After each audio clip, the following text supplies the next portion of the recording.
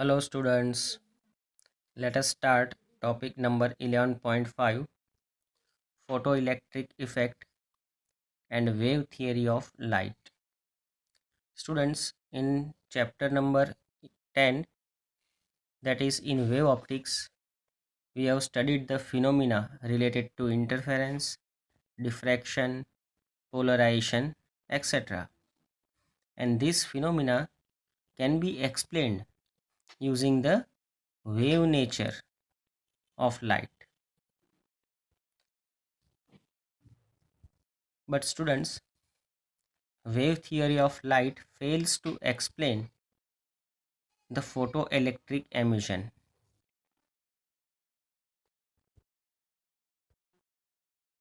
Here, some examples are given that why wave theory fails to explain the photoelectric emission.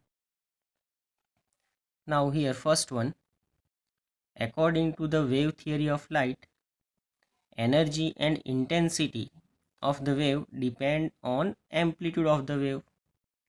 According to wave theory, energy as well as intensity of light depends on the amplitude of the wave.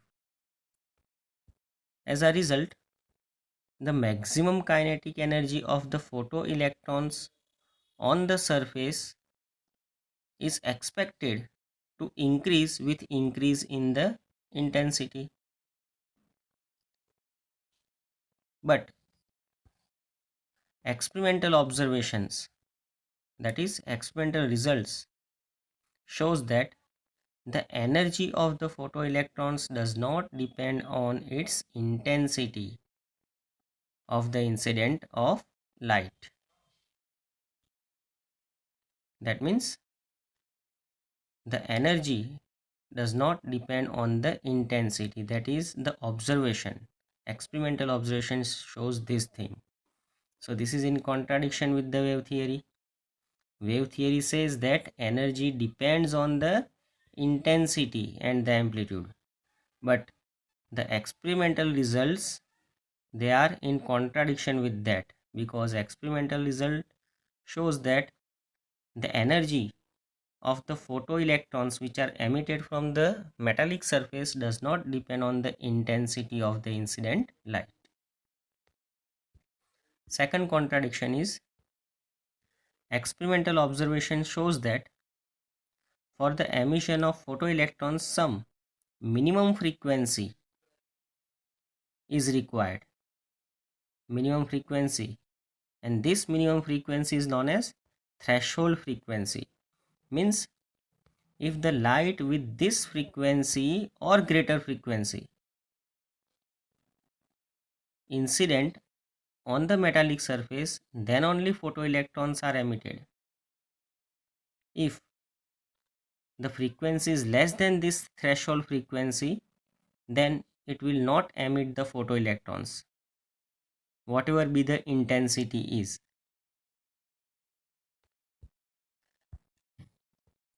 But according to wave theory, there does not exist any threshold frequency. Wave theory does not have any explanation about threshold frequency or any concept of threshold frequency.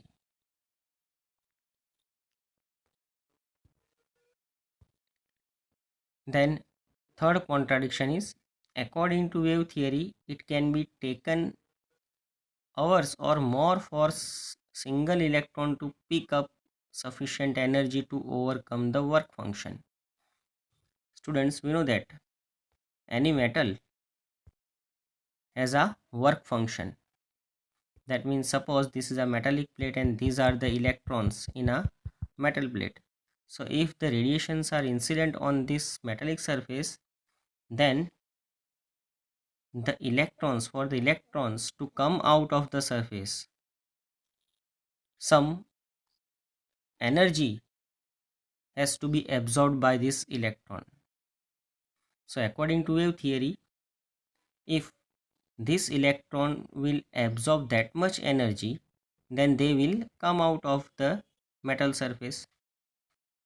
If they are not getting enough energy due to this radiation, then after a long time they will gather that much of energy which is equal to that of work function, and they can emit after taking some time. So according to wave theory, these photoelectrons must emit after a long time, but this was also not observed. Actual observation shows that the photoelectric emission is instantaneous. Means if these electrons from the metal plate has to come out, they will immediately come out when the light is incident. And if they are not emitting these photoelectrons, then if you put this metallic surface under this incident radiation for a long time also, then also these photoelectrons will not come out. So photoelectrons will come out instantaneously. So this is also one of the contradiction. The next contradiction is, according to the wave theory, less intense light is weak in terms of energy. Means intensity is less, then energy is also less. But experimental result shows that the immediate emission of photoelectrons are observed even with less intense light. Intensity is less, but for sufficiently high frequency. Means if you keep the intensity less also, then also photoelectrons can come out, but the required condition is it should have high frequency. Which high frequency? That means the frequency should be equal to or greater than this threshold frequency. So these are some contradiction related to wave theory of light. And so this wave theory does not explain the experimental results which are observed, and so it fails to explain the photoelectric effect or photoelectric emission.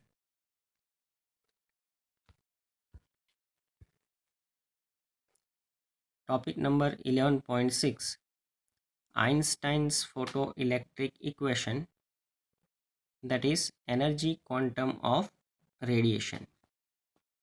Students, wave theory was unable to explain the photoelectric emission, but Einstein successfully explained the various laws of photoelectric emission in 1905 on the basis of Planck's quantum theory. And for this, Einstein received the Nobel Prize in 1921. Now, according to Planck's quantum theory, light radiation consists of tiny packets of energy called quanta. Means this light which are incident on the metal surface, they are like a packet of energy, and each packet is known as quanta.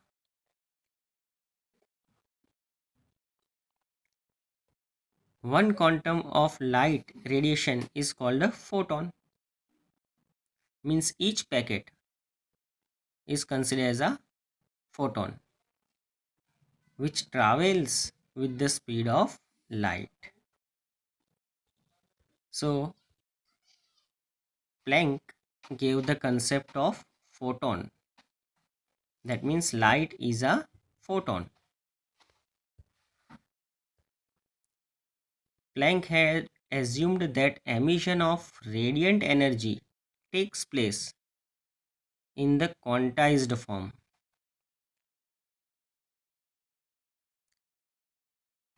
That means emission of light takes place in the form of photon, means particle nature, but once emitted, it propagates in the form of wave.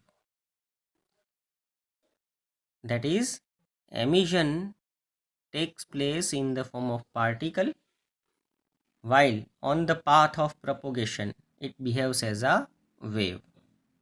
So light has two types of nature. Further, Einstein assumed that not only the emission, even the absorption of light takes place in the form of photon.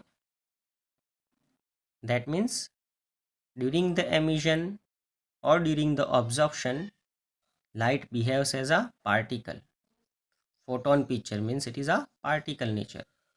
But when it propagates, then it behaves as a wave. So two types of natures are observed. The energy of the photon is given by E is equal to h nu, where h is a Planck's constant and nu is the frequency of light. So students, this h nu is nothing but it is a photon with minimum energy, a packet having minimum energy.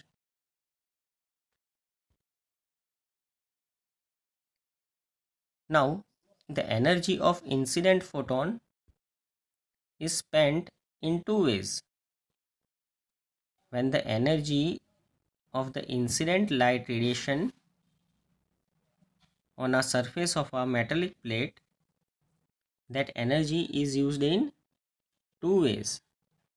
A part of the energy is used to overcome the work function of the metal. Means, suppose this is a metallic plate and these are free electrons on the surface of the metal. So whatever the light incident on this metal surface, it has some energy, and that energy is used up in two ways. One is this free electron will absorb some part of the energy to just overcome the work function of that metal, and the rest of the energy is used in imparting the maximum kinetic energy with which the photons photoelectrons are emitted. Once again, as I said, any metal plate has free electrons, and for that electron to come out of this surface, some minimum amount of energy is required for that electron. So what happens when the light is incident on this surface of the metal having sufficient energy? So some of the energy is used to overcome the work function of this metal. So definitely this energy of incident light should be greater than or equal to the work function. So some of the energy is used for overcoming the work function, and the remaining energy is obtained to these photoelectrons in the form of kinetic energy. So when the photoelectrons are emitted, they have some kinetic energy, and that kinetic energy is equal to energy of incident light minus work function. So here I have written that the energy E, total energy E of the incident light is equal to work function plus maximum kinetic energy of photoelectrons. So if we make the subject maximum kinetic energy, then K maximum is equal to E minus phi naught. So the photoelectrons which are coming out of the surface of metal, they will be having this much kinetic energy. So students, it is clear that if this energy of incident light is less than the work function, then the photoelectrons cannot be emitted. So this energy should be greater than or equal to work function. Now we know that the formula for kinetic energy is half of mv square. So if kinetic energy is maximum, then the speed of this photoelectron which are emitted from the metallic surface should also be maximum. And here this E is nothing but it is the energy of incident radiation, which is given by h nu. So we can write this formula: K maximum is equal to half of mv square, and that is equal to E minus phi naught, but E is equal to h nu from this equation, and phi naught as it is.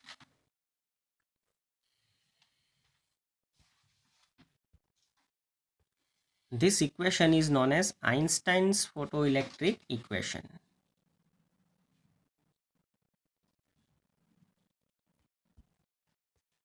So I have written here, students, that the photoelectric emission is possible only if h nu, that is energy of incident light, that is to be greater than or equal to the work function of the metal.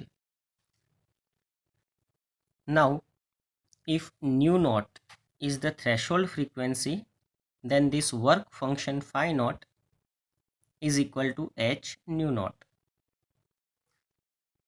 So this is the minimum frequency required for a metal surface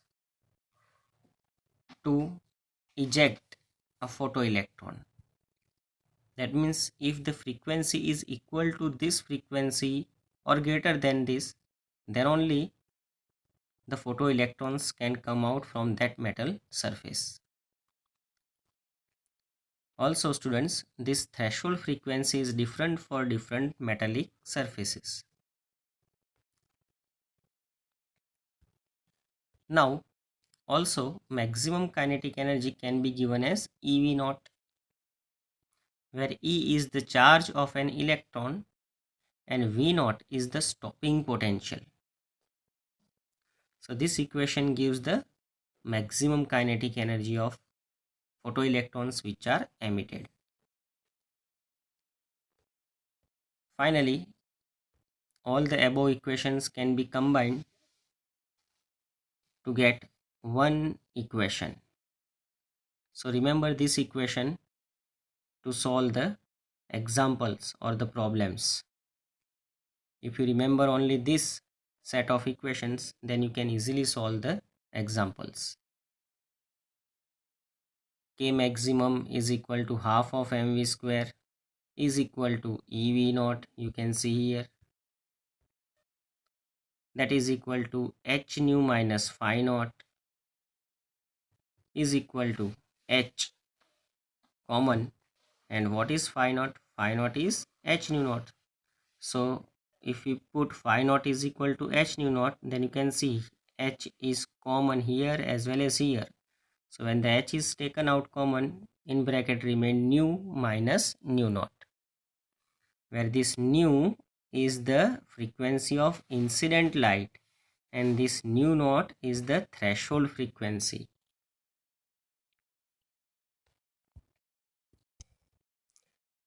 Now, students, Millikan, a scientist, performed a series of experiments on photoelectric effect,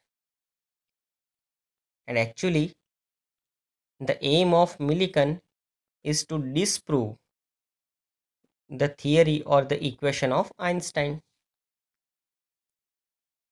But what happened? When he measured the slope of the straight line obtained for sodium, and when he used the value of E, whatever the experiment he did, and in that whatever the result, mathematical result he obtained, in that result when he put the value of E, he determined the value of H, and he found that the value of H was that which was equal to that of the Planck's constant. That means he thought that when he will put the value of E, then this value will not be that of the Planck's constant, but he found that the value of h was quite close to that of the observed value. And so Millikan, who aimed to disprove the Einstein theory, actually indirectly proved the theory of Einstein's photoelectric effect. So earlier Einstein did not have any proof, but Millikan indirectly gave the proof to the Einstein's theory. Actually, the aim of Millikan is to disprove the theory of Einstein. But in the process of disproving the theory of Einstein, he proved indirectly the theory of Einstein.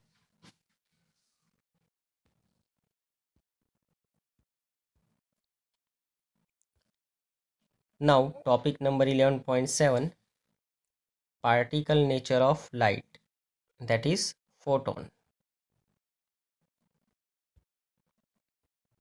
Einstein arrived at an important result that, like a material particle, light quantum, that is photon.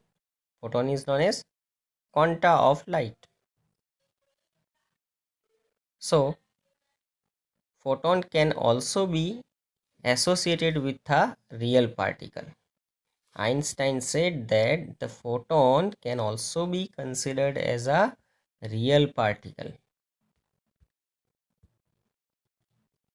The particle like behavior of light was confirmed experimentally by A. H. Compton, in which X-rays were scattered by the free electrons.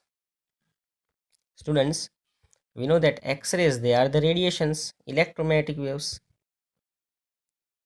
but this X-rays get scattered with the help of free electrons, and this scattering phenomena proves that light can behave as a particle, and this effect of scattering of X-rays with electrons is known as Compton effect. So Compton effect is the proof for the photoelectric effect given by Einstein. Millikan was also awarded the Nobel Prize for his work on the photoelectric effect. As I said, that Einstein does not have any proof for his explanation, but Millikan, in the process of disproving the Einstein, he indirectly proved this. So even Millikan has done many experiments related to photoelectric effect, and so for that he was also awarded a Nobel Prize. Now, characteristics property of photon on the basis of photon picture of electromagnetic radiation, means light, are as follows. So here some characteristics properties of photon are given. First characteristics is, in interaction of radiation with matter, radiation behaves as if it is made up of particle, which is known as photon. That means when the radiation they interact with the matter, they behave as a particle. Now, second property is that photon has energy E is equal to h nu, and it has a momentum because when it behaves as a particle, it should have momentum also. So that momentum is given by h nu by c. Third property, the energy of photon is independent of intensity of radiation. The energy of photon does not depend on intensity. It depends on what? It depends on frequency.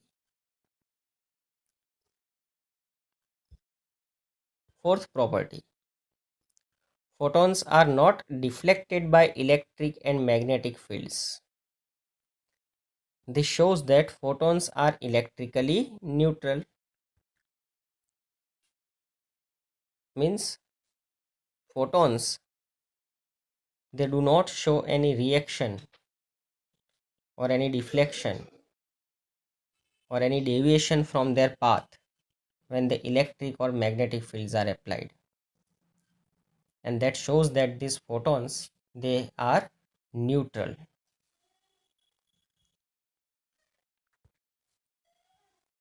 In a photon particle collision, the energy and momentum are conserved. That means when the photons, they interact with the particle, the energy and the momentum, they are conserved. Students, we know that during the interaction of two particles, according to law of conservation of energy and conservation of momentum, the momentum and energy both are conserved when the two particles, they interact. So even when the photon and the other particle, they interact, energy and momentums are conserved. But here written that, however, the number of photons may not be conserved in a collision. The photon may be absorbed or a new photon may be created. Means during the interaction, this photon can be absorbed, or sometimes when the photon interact with the particle, a new photon may be created.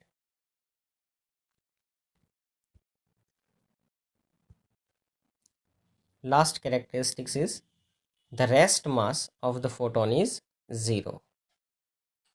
Means when the photon is moving with the speed of light,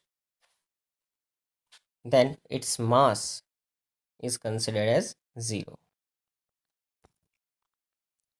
Now, only for information, in the phenomena of seeing an object by our eyes, both nature of light is important. The gathering and focusing mechanism of light by the eye lens is well described using wave picture.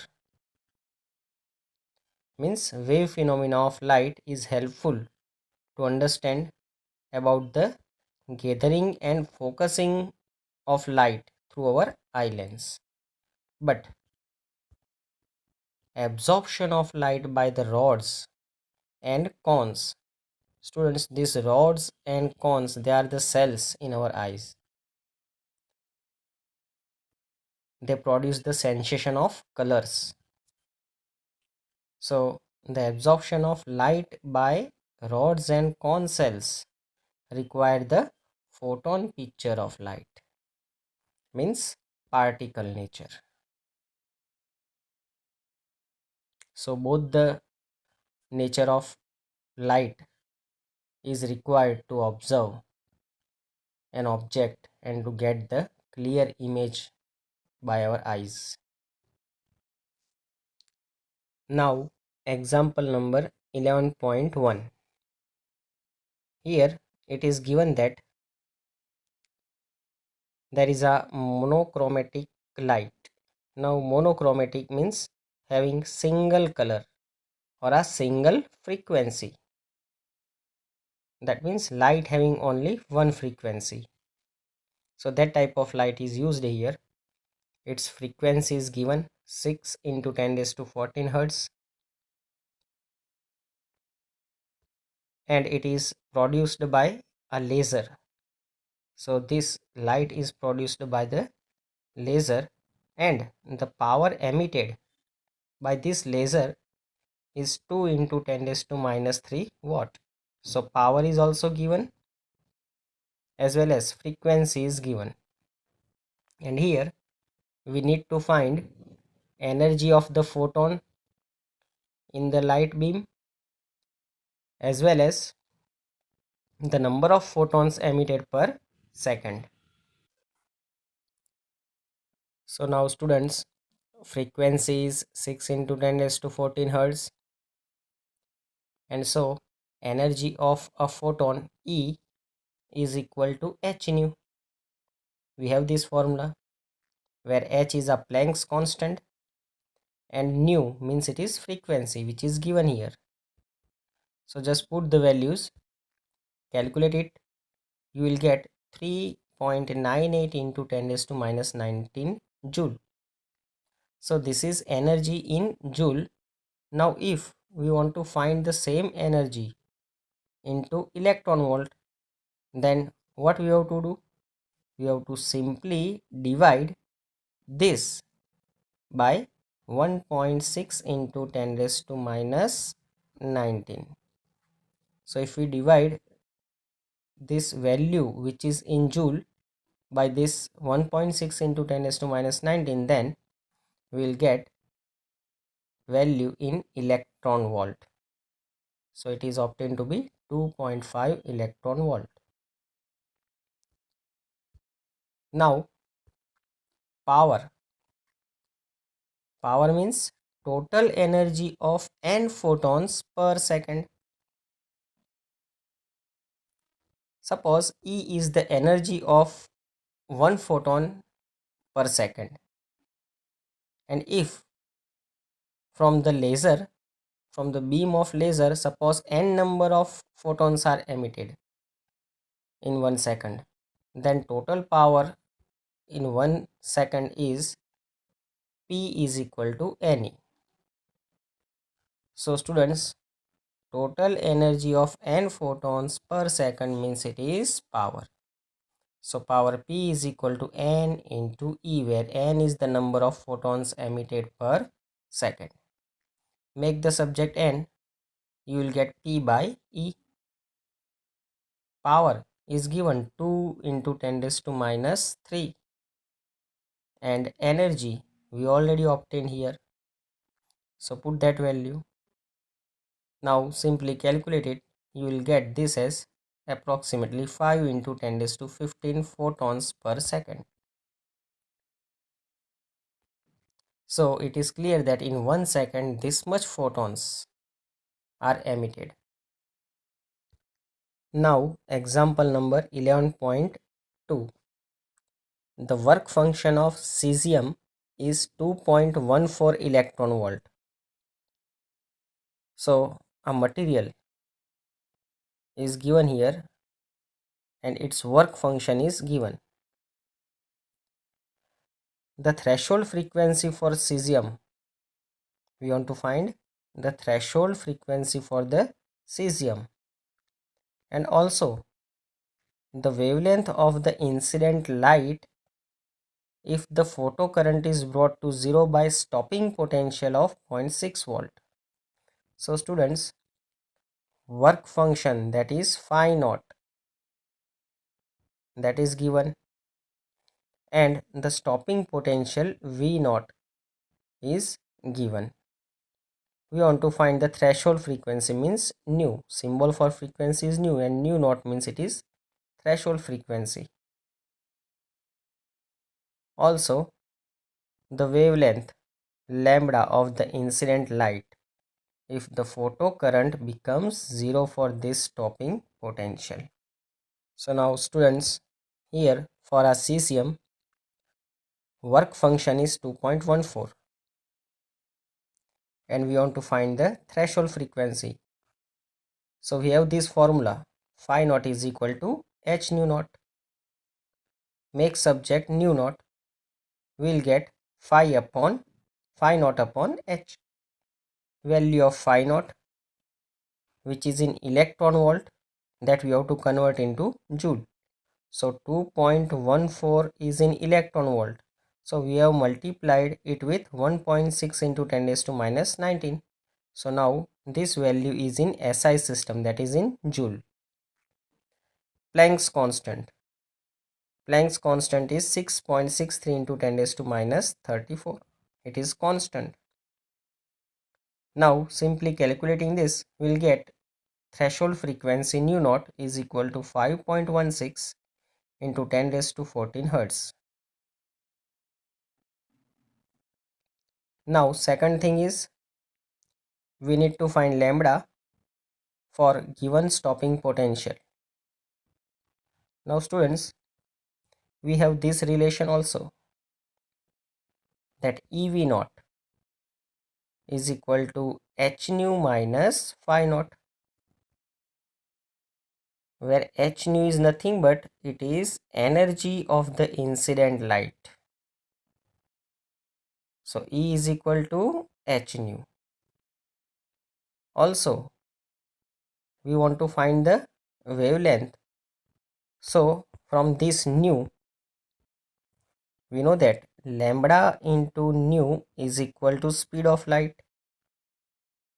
So in place of nu, we can write c upon lambda. So here in place of nu, we have written c upon lambda.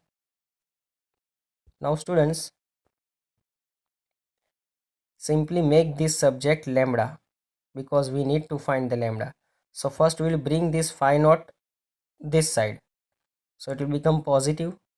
So EV naught plus phi naught, what is remain on right hand side? Hc by lambda. Now simply make the subject lambda, means bring this lambda on the left hand side and this term towards right hand side. In short, we'll make the subject lambda, we'll get this equation Hc upon EV naught plus phi. Now students, all these values are known to us. H is a Planck's constant, c is a speed of light, which is 3 into 10 raised to 8, E is charge of an electron, 1.6 into 10 raised to minus 19 coulomb, V naught is given to us, phi naught is also known to us.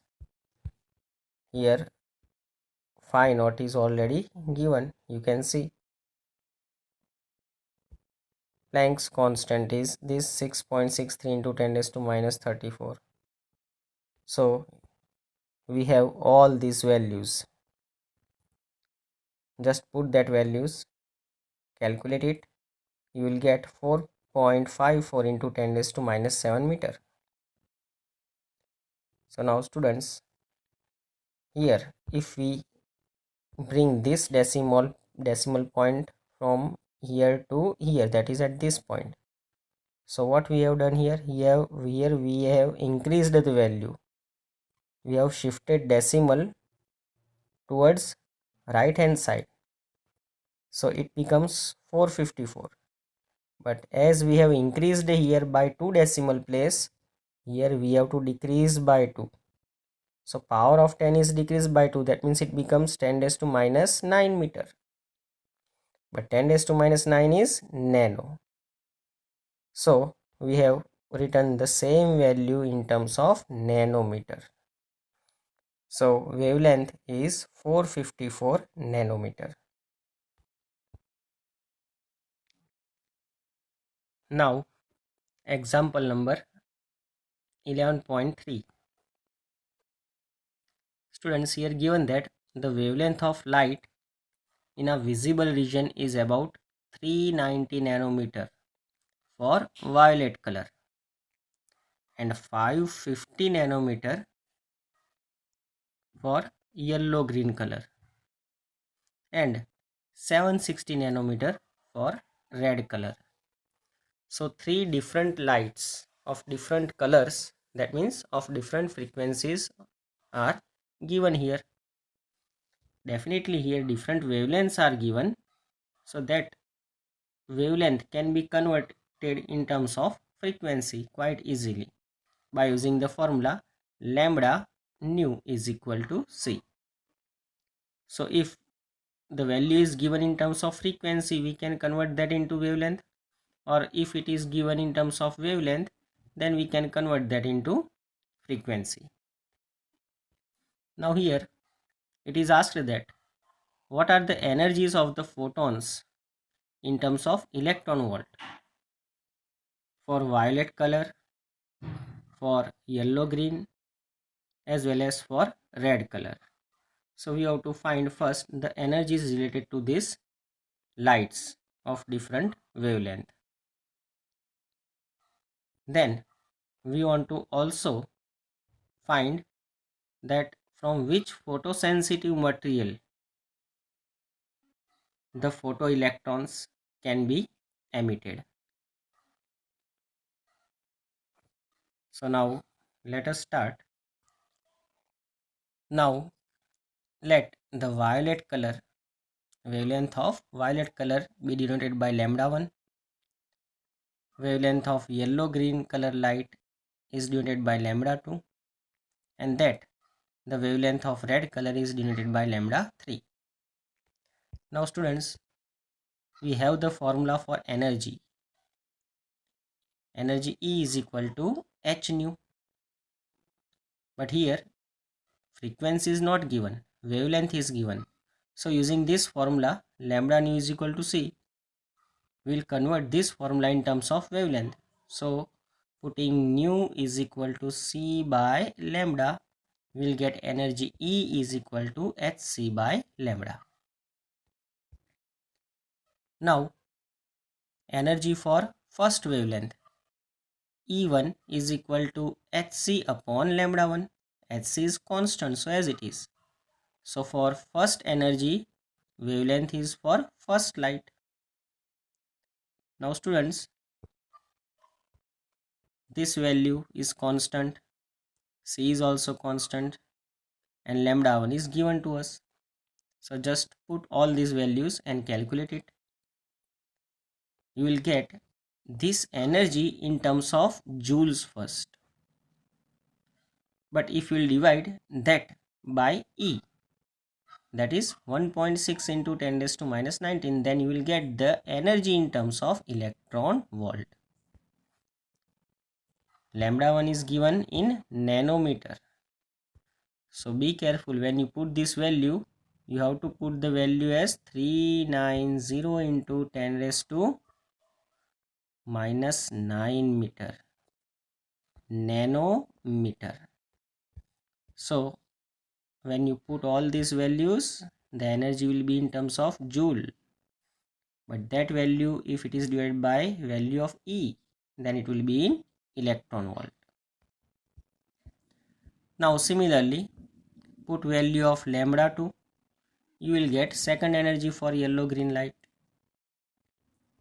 which will be 2.26 electron volt. And then for red color, put its wavelength lambda 3, you will get energy for red color light, that will be 1.64 electron volt.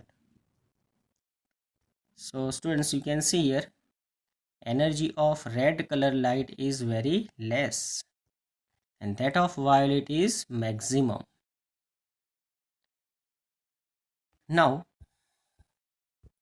we know that for a photoelectric device, the energy of incident radiation should be greater than or equal to the work function of that metal or a material from which the electron, photoelectrons, to be come out.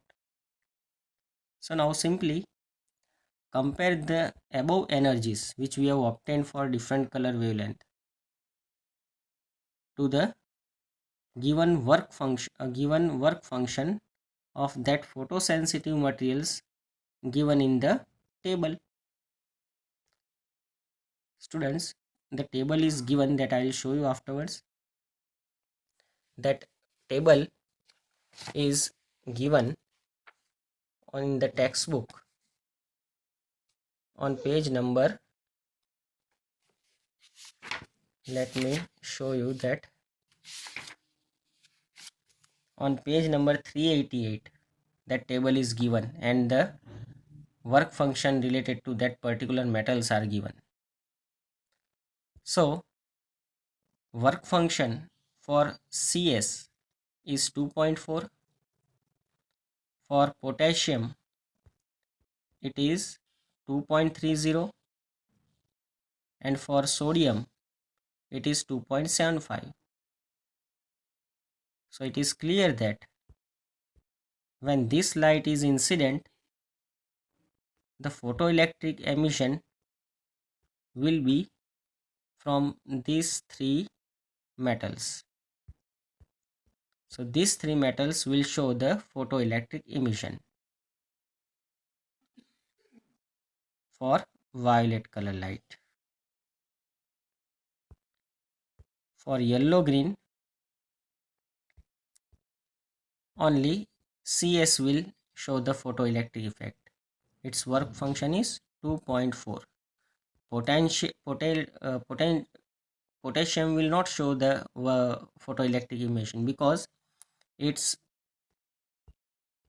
energy is 2.3, and here energy of incident light is 2.26, which is less than this.